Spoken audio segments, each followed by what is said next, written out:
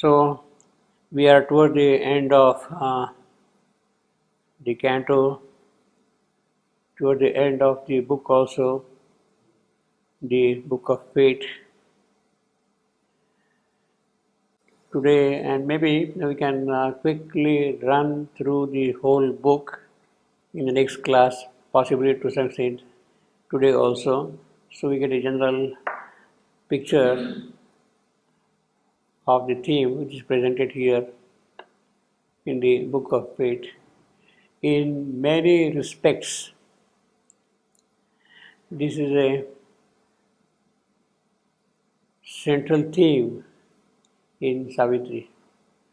It appears more or less in the middle of the Savitri story, and the theme is also pretty central. It gives a great turning point in the development of the narrative. It is as if by what the Greeks would call the machination of God. By the machination of God, Narad comes here. See, suddenly you see him here and making a kind of an announcement. The suddenness is an aspect of machination of God, and he is playing in that sense. So, in that sense, he is playing a central role in the machination of God. Narad's coming. Savitri had discovered love. Things had to unfold, had to move forward, and it is now necessary that she must know death. She has discovered love, she must know death. And it is towards that end is the visit of Narad. And therefore, you have constantly in the narrative of Savitri the statement that it is decreed, it is decreed, it is decreed that Satyavan must die, etc. Decreed. It is the machination of God. And Narad is therefore making it very clear. You see, we humans don't have that faculty, that perception. Perhaps even Ashwapati would not have been able to tell what Narad is telling. See, Ashwapati is an accomplished yogi. Assume for a minute that Narad had not come, and Savitri returns to the palace and informs her parents, "Look, I have found my life's partner in the Shalva woods," and she narrates. At that point of time, of course, Ashwapati would have seen something different. He would have seen perhaps the shadow floating over the name and chased by a stupendous light. But beyond that, I don't know whether he would have been able to tell anything to his daughter. Because he had told her, "Go around, find your own life partner, and we shall arrange the marriage." Now, if she says, "Look, I have chosen this boy, this man, this gentleman, this youth," Ashwapati cannot say no. He had given her full freedom to go and choose. So Ashwapati cannot say no, even though he may be aware of the calamitous event in the life, but he is kind of bound by his word. Find yourself and it should be done. So it is some other party who has to come and tell, "No, Savitri, there is something more than that." And that is the role which is played by Narad. That is the role played by Narad, you see. And not only that, as I said, he is also going to put his spiritual force in the soul of Savitri, by which things will start moving forward. And therefore it is decreed, no human will can alter that decision. No human effort, no human aid can reach her in that hour no armor god stands shining at her side. Both, neither man nor God would come in the picture there. She has to deal with the destiny herself. She has to prepare herself. Now, this is possible. This is possible only when Savitri is fully prepared. Savitri is fully prepared yogically. No human aid, no armor god. Who else is going to help her? She has to help herself. She has to discover her soul. She has to see, meet the divine goddess who is sitting in her soul, find her and live with her. She has to do that thing, Savitri. In other words, Savitri has to do the yoga for that, you see. And that is the crucial thing which Narada says that he has cast the seed of yoga in the soul of Savitri. The occult action means Savitri is initiated into yoga by that process. And therefore, cry not to heaven, for she alone. See, we are seeing alone, soul, etc., repeatedly. She alone can save. She alone. See, there is, I mean, the whole problem, the whole issue is so unique, so crucial, so pivotal that something equally significant is needed to tackle that issue. And it is none but Savitri alone who can do that. Savitri, who has embedded in her soul the divine soul, it is she alone can do, nobody else can do that. In fact, he says, for this the silent force came mission down. This is the great task for which Savitri has taken the mortal birth. That is the purpose of her taking the mortal birth. For this alone, she has taken this mortal birth. And she has taken the mortal birth. In that mortal birth, she has now established the conscious will of the divine. In that mortal birth, she has established that conscious will. It is decreed, in other words, she has to now fix up that conscious will in her soul and go by that alone. You see. She only can save herself and save the world. Again, only alone, you see. The whole passage is full of the uniqueness of Savitri. All along, that is what we have something here extremely significant about Savitri. No one, not even the great avatar can do that. Not even the great avatar can do that. It is Savitri, the divine Savitri, as human Savitri. After establishing the divine Savitri in her soul, she alone can do that. It is the task of the divine Shakti, not of the divine Purusha. And therefore she alone. Purusha being, no. It is she who has to do it, you see. The consciousness force, the dynamic force, it is she who has to do it. For this is silent force, you see, it says silent force. Because she is not really silent in a certain sense, you see. She is very dynamic, she is very active, she is pushing all the while. But she is silent in the sense that by remaining up there, she is helpless. Things have to happen here in this mortal world, on this plane, here. What can she do from there? She cannot wave a magic wand and things will happen here. That is not the way it should happen here. Therefore, she is waiting there silent in that sense. And Savitri will rise up and do her task here through the mortal birth. Through the mortal birth. For this, the silent force came, mission down. In her, the conscious will, the will of divine Shakti, or the divine Purusha, it is she. She only can save herself and save the world. Now, this is a very difficult word. Save herself.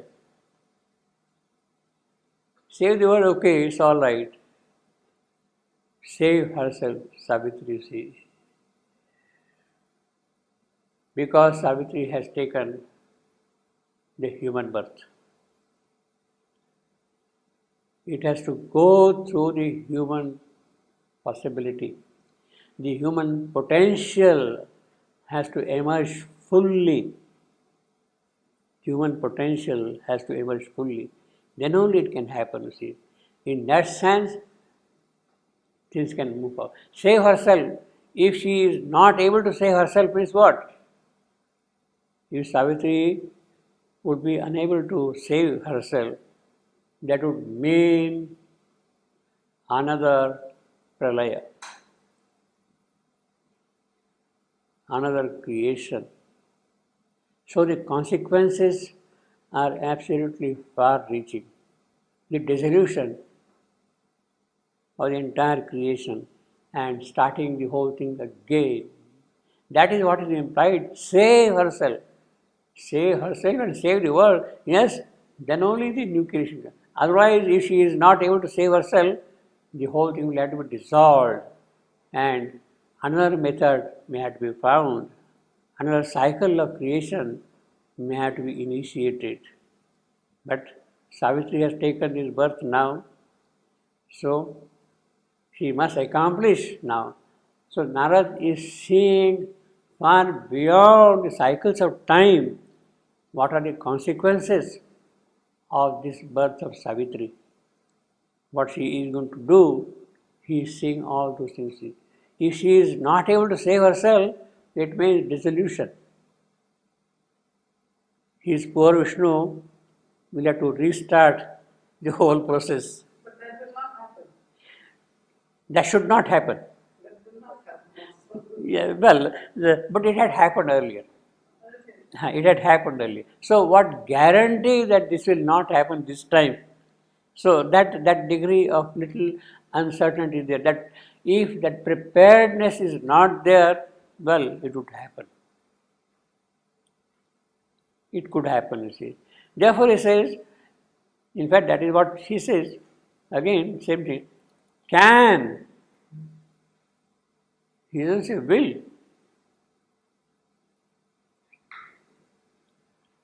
He doesn't say will. Can, you see. So that little element is there present, you see. Can. O Queen, stand back from that stupendous scene. It is really a stupendous scene. Now, when it is a question of new creation, dissolution, and that kind of a thing, we are on the extreme edge of the issue. And therefore, it is a tremendous scene. Yes or no? Will this happen or not? That is the issue. Stand back. Naturally, what are we? We have no play at all, there's no place also. Oh, Queen! Queen is representing us, all of us, you see, in that sense. As you said, no? In fact, as I told you earlier, in the earlier draft of Savitri, prior to 1925 or so, for instance, in the Arya period draft of Savitri, 1916 to 1918, that was the first available draft. That is the first available draft. There is no character named as Queen in that. Queen is not present there. She will be introduced this extra character after 1924. In fact, in the Mahabharata story also, the Queen does not come anywhere in the picture. She is not even mentioned anywhere. When Narad and Ashwapati and Savitri are there, we don't know whether Queen was present or not, you see. It's not there in the Mahabharata story of Savitri, you see. Because that was the patriarchal society and all the issues are handled by the patriarch of the house, you see. So the Queen stands away, you see.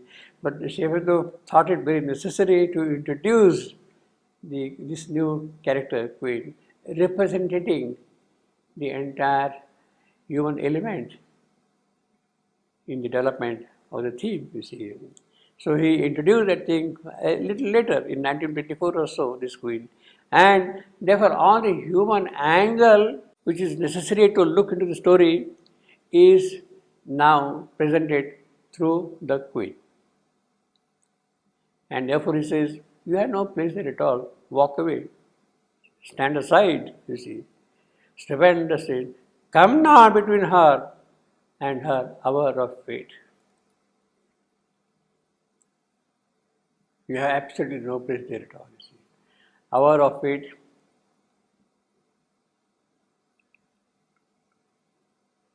And of course he says again, her hour must come. Her hour must come, you see. That is necessary. Hour, it means the occasion here. The occasion. For what?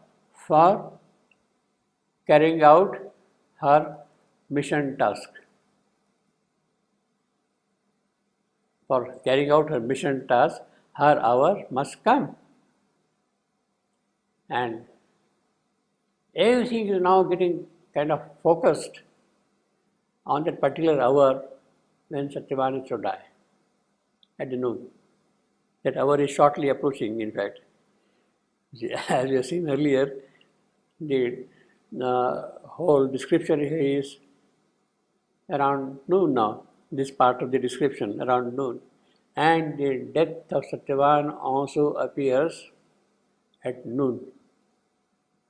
Exactly 1 year after this announcement of Narad, it again appears at noon.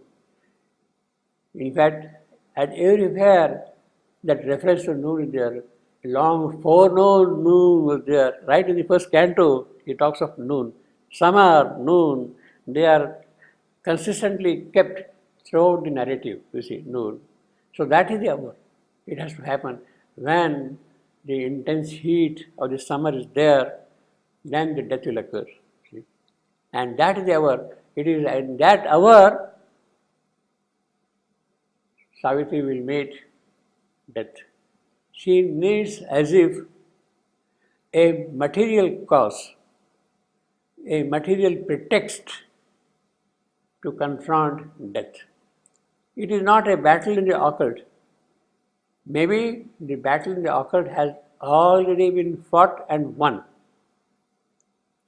But that has to happen on the earthly plane, in the mortal world. It has to happen in the mortal world. And she needs a material cause for that. And the material cause to confront death is the death of Satyavan in the human incarnate form, you see. That is the hour of Savitri. Otherwise, how does she know? How does she meet death, you see? And of course, she has to be there alone, soul, as we have seen earlier, soul, alone, you see. Because no human element should be present there. Not even God should be present there. It is a direct confrontation between Savitri and death. Between Savitri and death. That is important, you see. Her hour must come and none can intervene, not even gods. Think not to turn her from her heaven-sent task. So where are we, small little human creatures? Stand away. Strive not to save her from her own high will. Well, this is our stupidity. We think that we can save her. That human help will be useful to Savitri. No, it is a human weakness. How can human weakness be of any consequence, of any help? Strive not to save her from her own high will. She has already declared, I have chosen, done, this is done. She makes a very firm, just 3 words, this is done. I have chosen Satyavan. This is done. That is her high will, you see. And then of course she gives argument, but her decision is done. Thou hast no place in that tremendous strife. That is again that tremendous strife of epochal consequences. The cycles of evolution, cycles of creation, they are involved in this tremendous strife, you see. Thy love and longing are not arbiters there. Leave the world's fate and her to God's sole guard, to the divine. See, the poetry demands here the use of word God, but basically it is not a religious God. It is divine, it is the supreme, the transcendental Mahapurusha, Tratpara Purusha. It is He, give it to Him, because it is decreed by Him. Leave the world's fate and her to God's sole guard.